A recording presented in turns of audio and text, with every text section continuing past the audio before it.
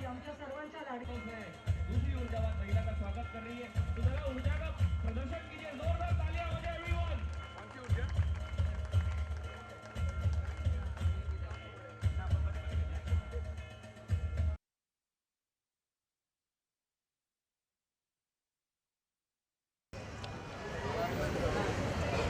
Kanika कलेनेट्टी race skating academy विद्यार्थिनी यांच्याकडून आमदार श्री सुनील राणेजी, श्री आशिष शेलारजी यांना एक छोटीशी सप्रेम भेट देण्यात येत आहे।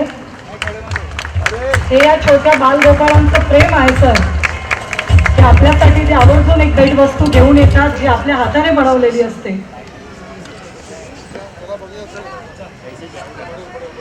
यार बाइट निकालो।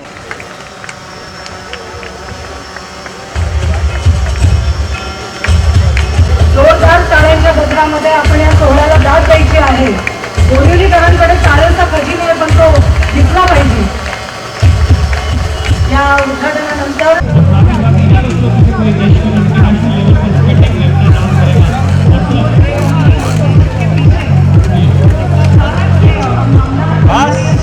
ये साइडला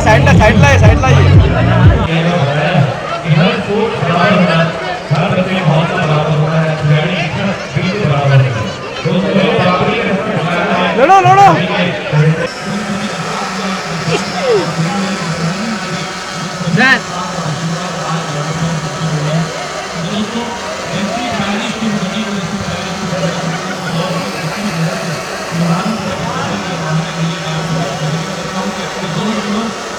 सर गणेश सर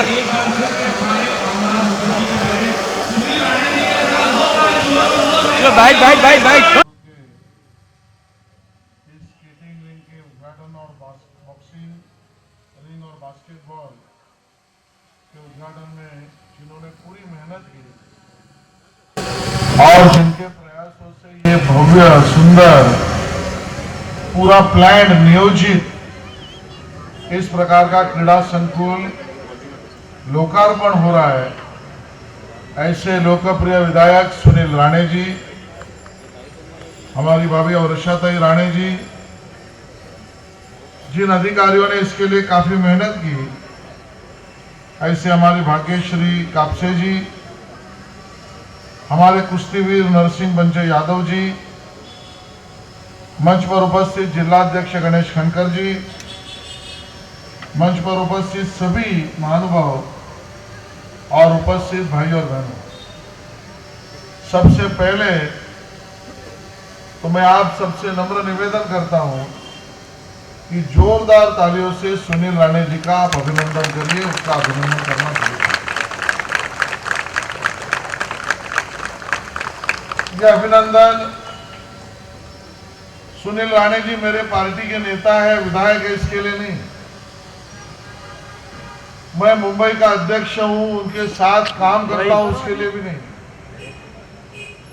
लेकिन पूरे मुंबई में मैं लगातार गए 10-12 सालों से हर गली तक घूमता हूं,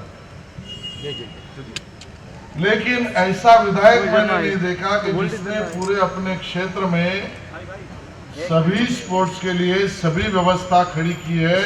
36 आमदारों में एक ऐसा ही आमदार है कि जिसने उसका मेहनत करके काम किया, देखने लायक काम किया।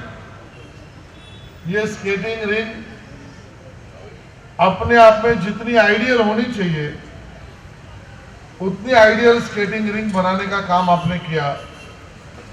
यहां पर पहले भाग्यश्री जी बता रही थी, ये अनयूज्ड या इल यूज्ड इस प्रकार से जगह थी, वहां पर हमारे बच्चों के लिए कुछ करना चाहिए। ये सोच आना और उसको कार्यान्वित करना दोनों भी असंभव चीज थी। स्केटिंग के साथ साथ बॉक्सिंग रिंग, मैं सुनील जी को पता है कि बॉक्सिंग फेडरेशन ऑफ इंडिया का चुनाव भी लड़ चुका हूं, 2 वोट से हारा हूं।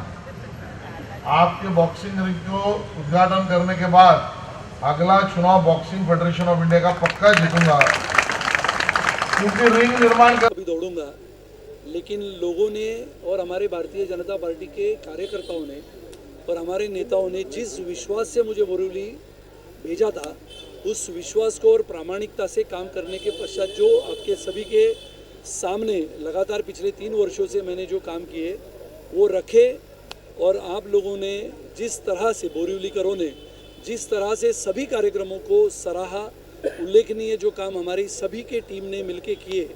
और आज बोरिवली में मुझे आनंद होता है कि पहला अंतर्राष्ट्रीय दर्जा का स्केटिंग रिंग, यानी सही मायने में तो ये दूसरा है बोरिवली के लिए, लेकिन अंतर्राष्ट्रीय दर्जे का स्केटिंग रिंग, उसी के साथ साथ बॉक्सिंग और उसी के साथ साथ बास्केटबॉल, ताइक्वांडो और जूडो, ये हमने उसमें जोड़ दिया है।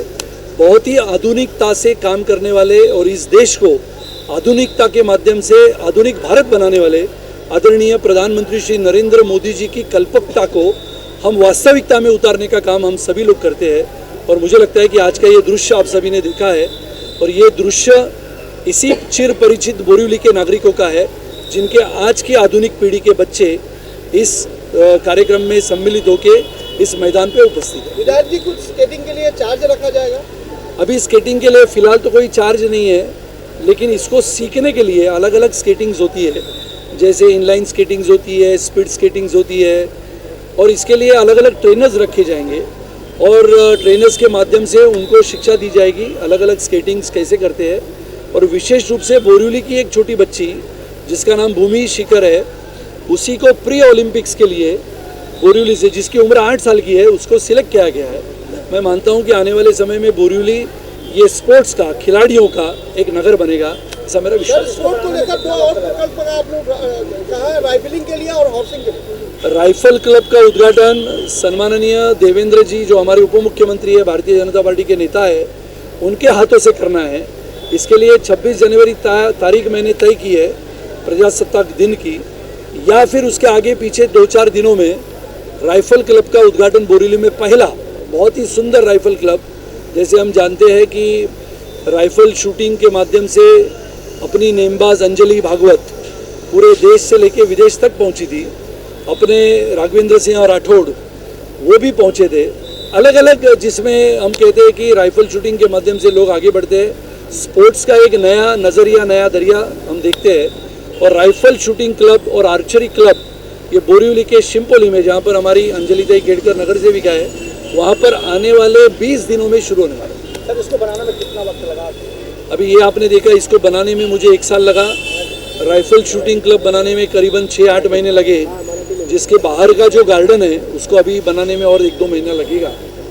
मैंने महानगर पालिका के आयुक्त सम्माननीय श्री इकबाल सिंह चहल जी को ये दरखास्त किया, अनुरोध किया है कि वर्ली के बाद, ऐसा है कि आप सभी ने देखा ओलंपिक्स में घोड़ों का महत्व है, घोड़े सवारी का, घोड़े ऑब्स्टेकल्स पार करके जाते हैं उसका, इसके लिए घुड़सवारी बोरिवली में हो बच्चों के लिए, इसका मेरा प्रयास है।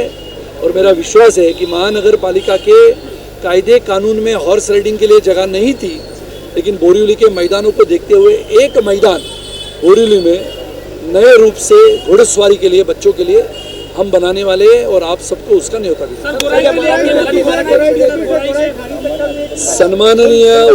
सम्माननीय उप मुख्यमंत्री देवेंद्र जी, इन्होंने चंद दिनों पहले जो घोषणा की थी, जिसमें विरार से लेके, मैंने वर्सोवा से लेके विरार के समुद्र मार्गी रास्ते का उल्लेख है, उसी के साथ साथ ठाणे कोस्टल रोड का उल्लेख है, उसी के साथ साथ बहुत सारे रास्तों का निर्माण है, उसी के साथ साथ बोरिवली से गोराई ये जो ब्रिज बनने का लक्ष्य हमारे सम्माननीय सांसद श्री गोपाल शेट्टी जी ने भी रखा था।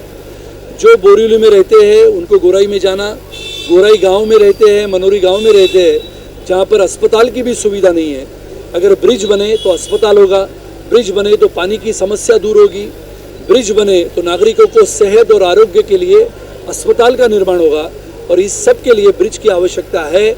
ऐसा मैं नहीं तो हजारों लाखों लोग मानते हैं, और यहाँ से जो आदान प्रदान व्यवहार की चीज़ें हैं वो होगी, इकोनॉमी बढ़ेगी, पर्यटन बढ़ेगा, और गोराई मनोरी में रहने वाले लोगों को भी आरोग्य की सेवा सुविधा मिलेगी, अच्छे स्कूलों में आना जाना होगा।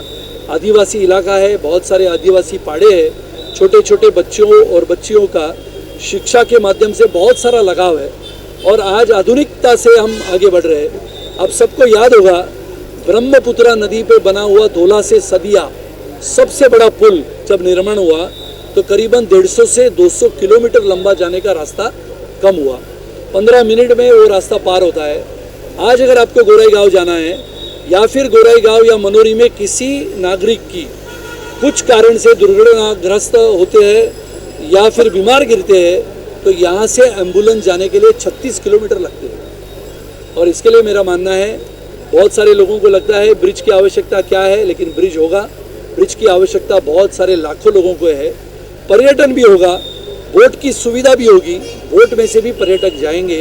आने वाला समय या आधुनिकता के माध्यम से एक आधुनिक भारत, इस भारत के निर्माण के लिए आदरणीय प्रधानमंत्री श्री नरेंद्र मोदी जी काम करते हैं।